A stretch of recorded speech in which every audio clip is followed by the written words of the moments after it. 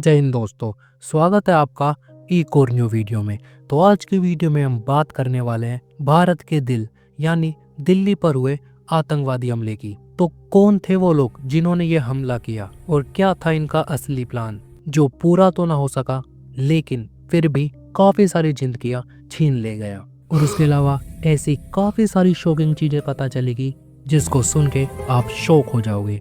तो इस वीडियो में हम पूरी सच्चाई जानेंगे। तो चलो वीडियो को शुरू करते हैं। तो सबसे पहले समझते हैं कि आखिरकार हुआ क्या। ये घटना सोमवार यानी कि 10 नवंबर की शाम करीब 6:52 पर दिल्ली के सुभाष मार्ग पर एक ट्रैफिक लाइट पर खड़ी एक हुंडई i20 कार में जोरदार धमाका हुआ। और इस धमाके में 13 से ज्यादा लोगों की जान गई और 20 से ज्यादा लोग घायल हुए। तो एक बार इसे टाइमलाइन के हिसाब से भी समझ लेते हैं। सुबह 8:13 पर एक सफेद हुंडई i20 कार दिल्ली में एंटर हुई।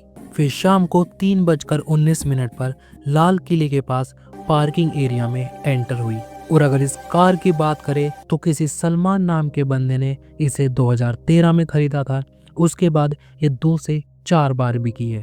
और इसका आखिरी ओनर ओखला का कोई शख्स था, लेकिन ये गाड़ी रजिस्ट्रेशन सलमान के नाम पर ही थी। और बाद में ये कार पुलवामा के रहने वाले आमिर राशिद के पास पहुंची और उसके बाद इसे संदिग्ध उमर अनवी को दी गई। और जब कार ब्लास्ट हुई तो ये उमर अनवी उसी कार के अंदर था। तो इसके बारे में भी जानेंगे कि दरअसल उस समय हुआ क्या था। तो वापस टाइमलाइन पर आ जाते हैं। तो शाम को 3:30 से लेकर 6:30 तक ये कार लाल किले के पास पार्क रही।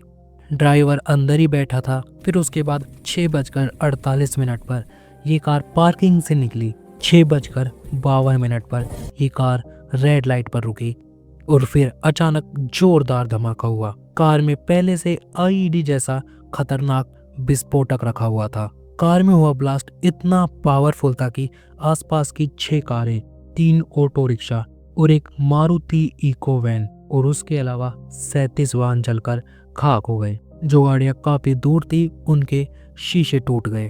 तो अब जानते हैं कि ये ब्लास्ट के पीछे का कारण क्या है। कौन थे वो लोग जो इतना बड़ा ब्लास्ट करना चाहते थे। पहला आतंकवादी है डॉक्टर उमर अनवी। हाँ दोस्तों, आपने सही सुना, इसके नाम से पहले डॉक्टर है। लोग कहते हैं कि अगर आतंकवादियों को प्रॉपर तरीके से एजुकेशन मिल जाए तो आतंकवादी बनेंगे ही नहीं, लेकिन हमें आज पता चला कि अगर इनको एजुकेशन मिल जाए तो ये और भी ज्यादा डेंजरस आतंकवादी बनेंगे, जो कि और भी ज्यादा खतरनाक है। तो डॉक्टर उमर अनवी के बारे में जानते हैं। ये फरीदाबाद के एक मेडिकल कॉलेज का डॉक्टर है और उसके अलावा जैश-ए-मोहम्मद और अंसार ए गजवात उल हिंद से जुड़ा हुआ फरीदाबाद कश्मीरी मॉड्यूल का सदस्य है। और ये ब्लास्ट के समय उसी कार के अंदर था और उस ब्लास्ट में ये भी मारा गया। फिर अगला है डॉक्टर आदिल अहमद। ये भी एक मेडिकल कॉलेज का स्टूडेंट है। 6 नवंबर को सहारनपुर यूपी से अरेस्ट हुआ और इसने श्रीनगर में जैश के पोस्टर भी लगाए और इसके लोकर से AK-47 और कारतूस बरामद हुए हैं। फिर अगला है डॉक्टर मुजम्मिल शकील।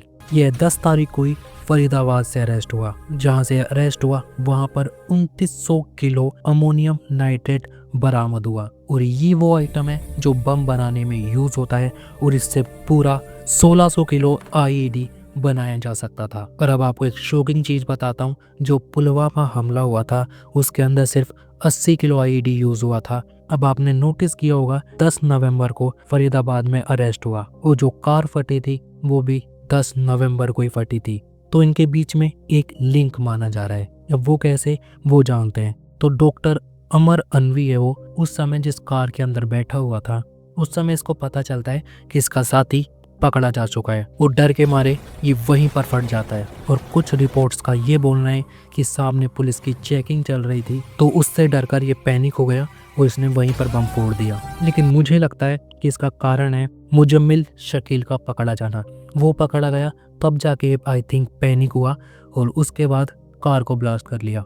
और लास्ट है डॉक्टर शहीन। ये जैश की एक महिला विंग से जुड़ी हुई है। इसका रोल था फाइनेंशियल चीजों को देखना। तो अब देख लीजिए, ये सब के सब डॉक्टर है, सब के सब, पर ये जान लेना जानते हैं। ये ऐसे लोग हैं, इनको कितना ही पढ़ा लो लिखा लो, पर जो इनकी कट्टरवादी सोच है उनको इनसे कोई नहीं छील सकता। ये राक्षस है, राक्षस ही रहेंगे। मतलब इनको जितना पढ़ाओगे ये उतना डेंजरस होंगे, तो इन्हें गंवार रहने दो। और इनका प्लान था 200 से ज्यादा बम बनाने का, और कुछ रिपोर्ट्स का कहना है कि ये 33 कार्स यूज में लेने वाले थे इन धमाकों के लिए। मतलब एक तरह से इनका पूरा टारगेट था कि 26/11 वाले हमले को रिपीट करना। और कुछ रिपोर्ट्स का ये भी कहना है कि ये जो बाबरी मस्जिद विध्वंस हुआ था उसका ये बदला लेना चाहते थे, इसलिए इन्होंने ये सब प्लान किया। और इस हमले के बाद प्रधानमंत्री नरेंद्र मोदी ने भी, जो कि भूटान की यात्रा पर थे, वहां से ट्वीट किया। और उसके अलावा गृह मंत्री अमित शाह ने साइट विजिट की, घायलों से मिले और कहा है कि इसकी पूरी जांच होगी। और इस आतंकवादी हमले के बाद सुरक्षा काफी ज्यादा बढ़ चुकी है।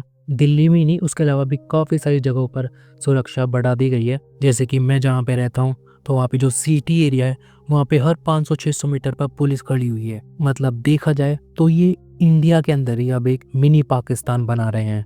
तो ये कैसे भारत के अंदर मिनी पाकिस्तान बना रहे हैं उसकी बात हम किसी और वीडियो में करेंगे। तो आई होप आपको समझ में आया होगा सब कुछ कि इनका कितना बड़ा प्लान था, और ये कितने पढ़े लिखे होकर भी अनपढ़ है। और अभी तो हमारे देश में काफी सारे लोग ऐसे होंगे जो कि इनको डिफेंड करेंगे। तो आई होप आपको वीडियो पसंद आई होगी, समझ में आई होगी। तो मिलते हैं किसी नेक्स्ट वीडियो में, तब तक के लिए जय हिंद, जय भारत।